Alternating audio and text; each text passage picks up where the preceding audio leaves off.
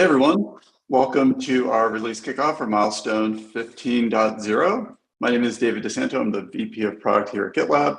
I will be your cruise director today on today's voyage.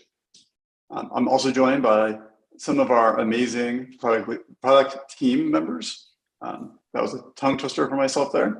They are, in the order they will be presenting, Tim Rizzi, Principal PM for our package stage, and he'll be providing us our ops section updates.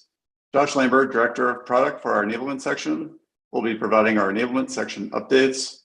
Melissa Ushakov, Group Manager for the Plan and Ecosystem stages, will be providing our Dev section updates.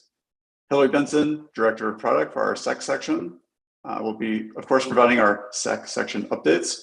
And then finally, Taylor McCaslin, Principal Product Manager for our Model Ops stage, and he will be bringing us home with some exciting MLAI and Model Ops focused updates. This year, we're focused on providing value iteratively across our three product investment themes. They are GitLab hosted first, improve key workflow usability, and extend our lead in CI/CD. Before I hand it over to Tim to kick us off, I do have a short public service announcement, which you're probably all familiar with since I read this every time.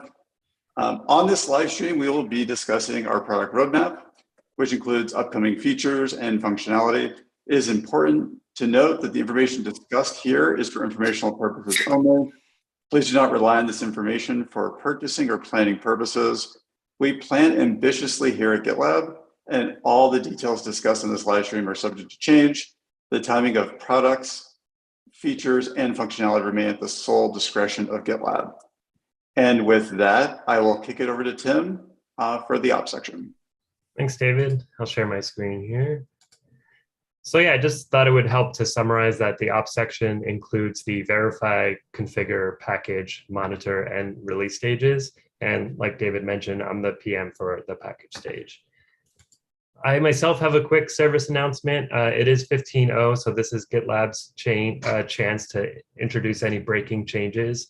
And each stage in the ops section has at least one breaking change scheduled for 15.0. I recommend that you check out the documentation and see if any of the upcoming changes will break any of your critical workflows, so you could prepare for those. So onto the individual features. David mentioned some of the GitLab themes for the year. I would like to highlight today two of those themes, improving workflow usability and extending our lead in CI/CD. So starting with the usability, the first item that I'd like to mention is an improvement to the repository analytics page. So this was previously difficult to understand because the timeline and scope was not necessarily clear. So if I pull up the design here, I could show you a few improvements that we're making. So first, we're adding a link to the documentation here, just so at any point you could click and see how this page works and what you're looking at. We're also clarifying the timeline of each of these events. So you could see when was test coverage last ran and what is the window of this chart here. We're also adding in some functionality here so that you could download the historic data as a CSV and also helpful tooltips throughout. The next feature I wanted to highlight is adding visibility for shared runner usage for user namespaces. So as a user, I have an account named T Rizzi, and I may have dozens or even hundreds of projects under that namespace. But previously, there was no way for me to understand how many CI minutes I was using and what my shared runner usage was like. So now in 15.0, we'll be adding that data to the usage quotas page. So I could go here and I could see very quickly how my projects are consuming data. And here you could see a table view by project, and you could see your shared runner usage and your CI/CD minutes usage. So hopefully this helps you to better manage your projects under your user namespace. The next item I wanted to highlight is the ability to approve a deployment from the environment detail view. Previously, you could only do this from the high-level environments page, but in 15.0, we're adding an efficiency, saving you a couple of clicks here. So from the details view, you could very easily just click this thumbs up, and you could approve or reject a given deployment, and you can add in any optional comments here you want as well. So hopefully this helps you to be more efficient. The next item I wanted to highlight is part of a broader epic to improve our incident timelines. But in 15.0, we have a really cool MVC that we're working on. So when you're managing an incident, you often want to be able to add what you're working on to resolve it. So from the UI, you'll be able to add a new timeline event with the click of a button, and you'll also be able to edit or delete those items just in case you typed in something by accident. So moving on to the theme of extending our lead in CI/CD, I wanted to highlight a couple of runner issues and one package issue. So the first runner issue is automatically purging runners that have been inactive for a long time on GitLab.com. So looking at the data, we saw that there are projects with hundreds of thousands of runners that have not contacted GitLab.com in several months. This can hurt database performance and can impact all users on GitLab.com. So starting in 15.0, we'll be automatically purging those. There should be little impact on you since these have been inactive for a while, but it's just something to be aware of. Also in 15.0, we'll add support for Podman to GitLab Runner. So Podman is an open source Linux distribution that helps you to manage your containers. Previously, we would tell users that we were not going to officially support it and that they should use a custom executor. But after hearing from the community and our customers and working with Red Hat product management and engineering, we've decided to add official support for Podman. So if you're using that service, hopefully this makes your life a lot easier when you're building and deploying your containers. And finally, one change that's near and dear to my heart is starting in 15.0, we will be migrating the GitLab.com container registry to the next generation, which will include significant performance improvements and also unlock a variety of features down the road, such as a newly redesigned UI and security features like signing and of images using cosign. But in 15.0 specifically, we'll focus on migrating the free tier images with less than 100 tags. So this is the majority of the free tier. Beyond that, we will work on premium and ultimate in the coming months. I recommend you check out this blog post that has details about timing and the scope of the migration. Okay, that's it for me. I'll pass it on to Josh for enablement. Thanks, Tim. I'm really excited about a lot of those enhancements. In particular, I like the usage quota one to see kind of who's using consumption, who's using pipeline minutes and things like that. So that's really exciting to see. I imagine a lot of folks will find it valuable as a lot of folks use a lot of CI. Let's jump into enablement here. As Tim had mentioned, we have a lot of our focus on deprecations and removals here in the 15.0 release. So you can check out the links on our dedicated removals and deprecations pages. So do please look at those. I'll be focusing on mostly the other features we're working on, but again, we are working on a few of these key large changes like deprecating PG13 starting in 15.0 to be removed in 16.0. We're switching some omnibus libraries we're using, which is a big change, as well as also working to upgrade to Ruby 3.0. So lots of good stuff coming there, kind of mostly under the hood. But that's where a lot of our focus will be this milestone. Moving on to GitLab hosted first, we have a few notable features I want to talk through today. One is we are continuing our work to support the sole source framework and move more and more of our application over to it. The value here is that, as you've heard from probably previous milestones, that we had a lot of custom code for each different type of content we were replicating. And the self-source framework consolidates that into a single common tool and framework. And so we get a lot of new features when we migrate over, and we get a lot of extra velocity, reduced tech debt. So we can go faster in the future with Geo by having a single place to add new features. So looking forward to that. And we're just finishing up the last few pieces of content here with projects and wikis. From there, we are continuing our work to separate and improve our metrics exporter. Currently on GitLab, the metrics exporter is built into all of our web server and other application processes. This means that if it's slow or has a problem, it could impact the overall ability of the larger software to do its job. And so what we are working on here is splitting it out. We've done that in the past release for Puma, and we are continuing on that process here with rewriting the actual exporter itself. We've seen improvements of overall 8 times faster than the old exporter, and it has a bunch of other nice improvements that you can see here on the requirement side of things. So this will overall improve stability and reduce the consumption of resources as well. Over on global search, we are working to support OpenSearch as well as Elasticsearch 8. So we'll have support for both of these two here going forward in 15.0. And the reason this is a major breaking change is that we have to drop support for older versions of Elasticsearch to make this happen. So that is happening now, and we're looking forward to having both of these backends available for our customers to use. Last, we are continuing our work on batched background migrations. These is a common framework for all of GitLab engineers to utilize to improve how migrations are run. So how we modify our database over time to support new features and changes. We've made a lot of enhancements to this migration process that's completely new from the ground up, and it has a lot of improvements over the previous background migration framework that's part of Rails.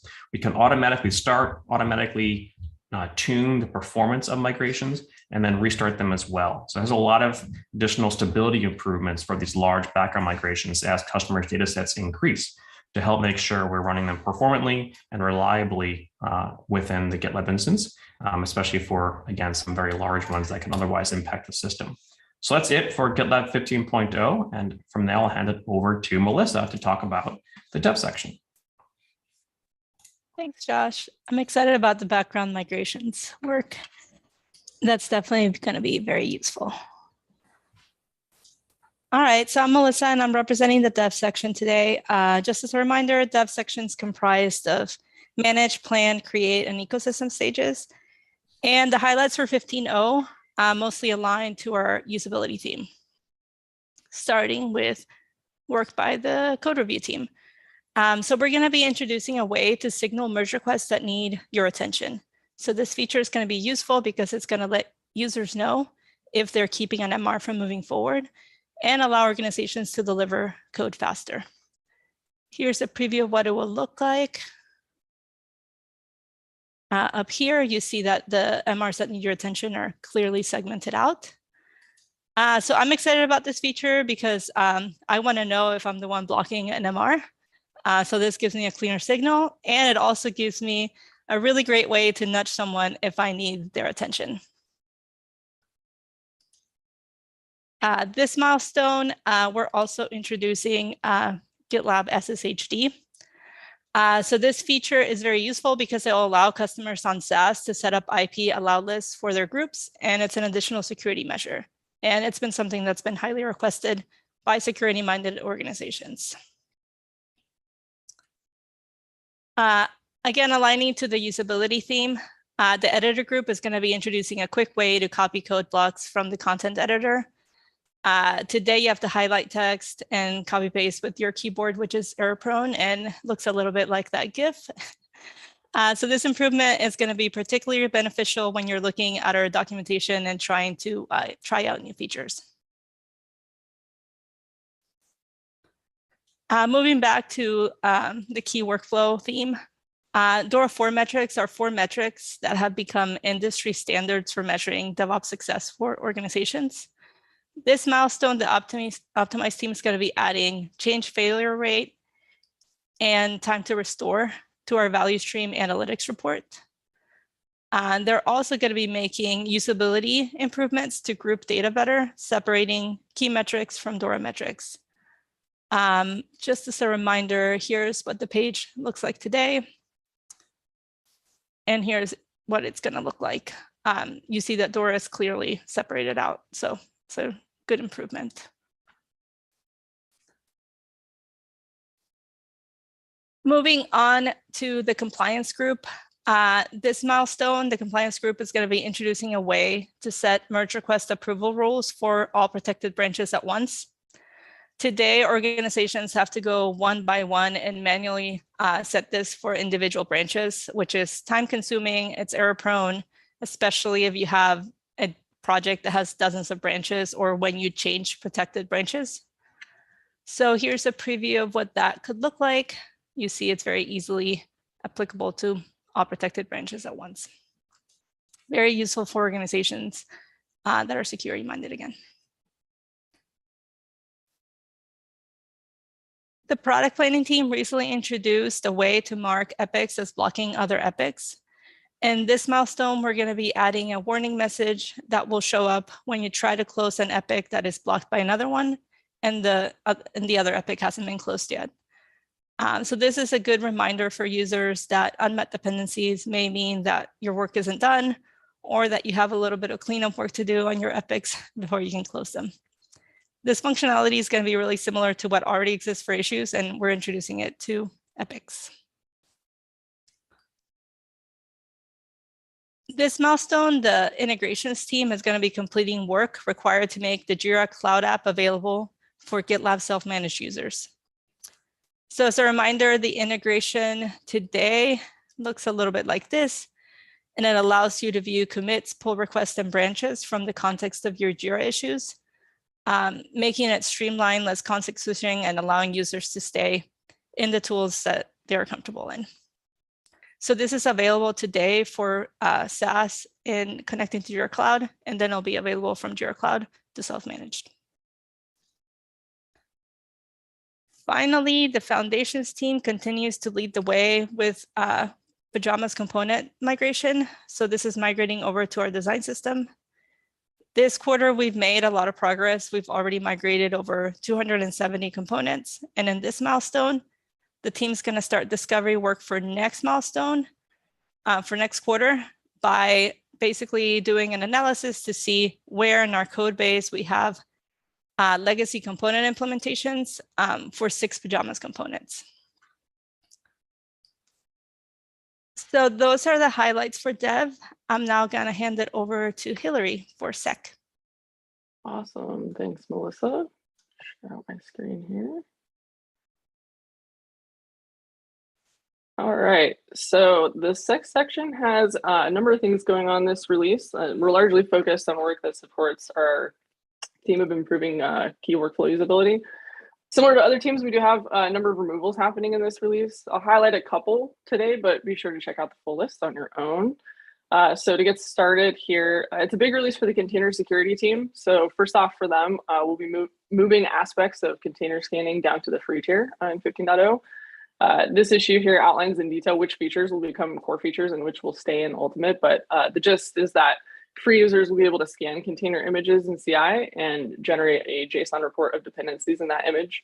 But then things like the ability to take action on vulnerabilities using, for instance, MR approvals, or to leverage auto remediation, view vulnerabilities in the security dashboard, or the CI pipeline security tab, all those things will stay in Ultimate. And then the container security team will also be migrating vulnerability check rules to become scan result policies. So if you've been following along, security approval policies were released in 14.8 and are the replacement for vulnerability check rules. So vulnerability check will be removed in 15.0, which means this work is all about providing smooth migration path for users to start leveraging scan result policies instead. And then finally, for container security, we'll be removing the container network and container host security functionality that was deprecated in 14.8. The dynamic analysis team expects to ship 2 significant improvements this release. The first is delivery of a new design for the DAST on-demand configuration workflow. So these changes are focused on improving learnability with better explanations of DAST scanning concepts and the options that are available to users, focused on minimizing context switching and on kind of improving the relationship between CI/CD and on-demand DAST configuration.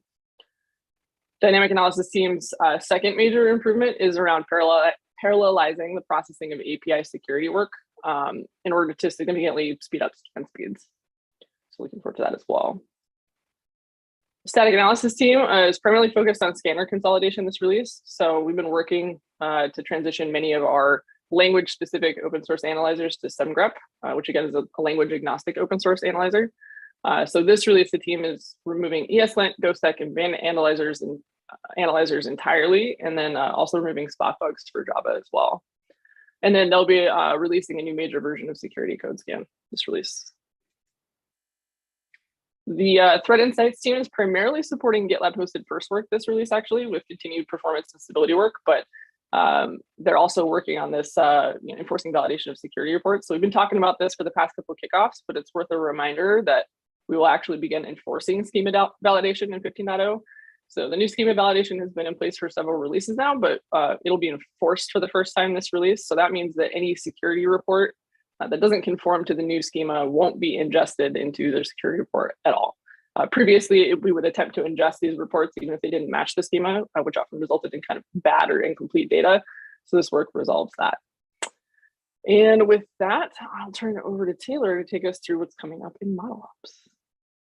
Awesome, thanks, Hillary. Hi, everyone. My name is Taylor McCaslin, and I'm a Principal Product Manager for GitLab's new stage, ModelOps. ModelOps is focused on enabling and empowering data scientists to data science workloads across GitLab. Today, we'll talk about two groups within ModelOps. Both are focused on our key theme of improving key workflow usability.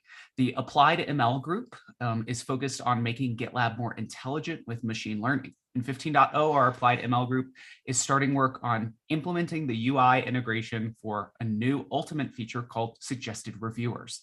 Suggested Reviewers uses a novel machine learning algorithm to suggest reviewers likely having context to review code changes in a merge request.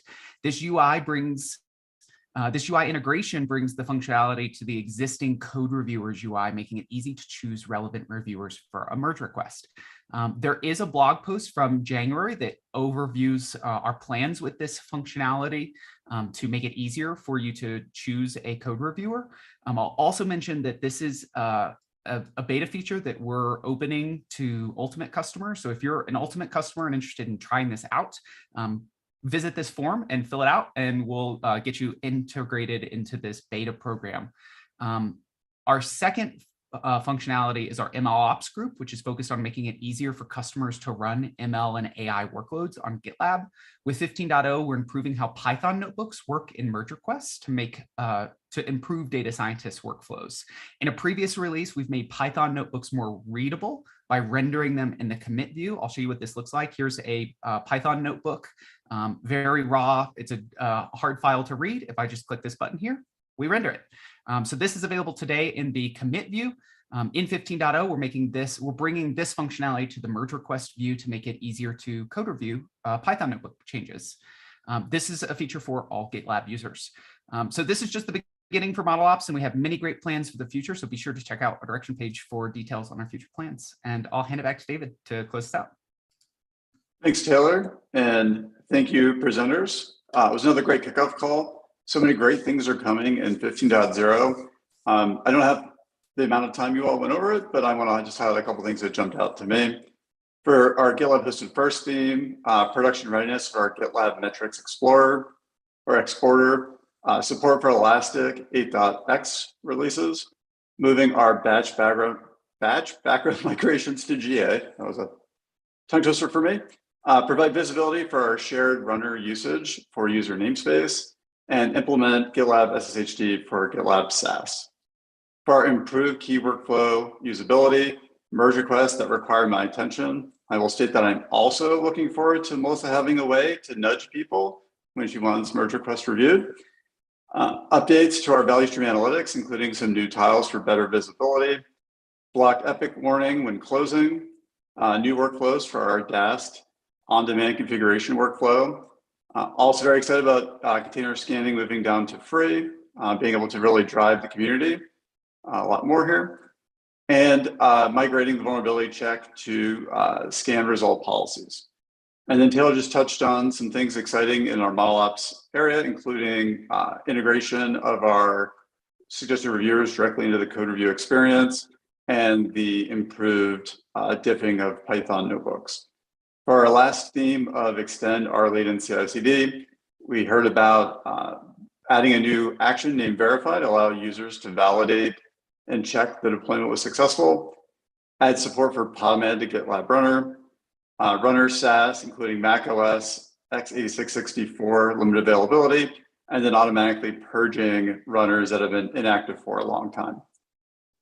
Please check out the release kickoff page for a full list of everything, and please make sure to review the issues, like them, and comment on them, and engage with the team. Before we wrap, I just want to share that everyone is very excited about what GitLab 15 will bring. Please stay tuned for updates on what themes GitLab 15 will be focused on, including things such as AI-assisted capabilities, observability, and enterprise agile planning, and of course, so much more. We'll also review all the awesome value GitLab 14 provided over the last year. And with that, I want to thank everyone for watching. and joining this kickoff call, and have a great day.